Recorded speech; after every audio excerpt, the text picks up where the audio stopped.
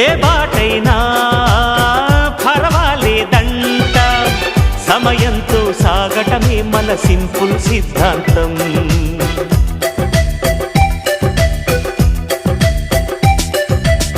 చిరుగాలికి పరిమళమిచ్చే సిరిమల్లెల వనమై ఉందాం, గగనాన్ని నేలను కలిపే హరివిల్లుల వంతెన అవుదాం.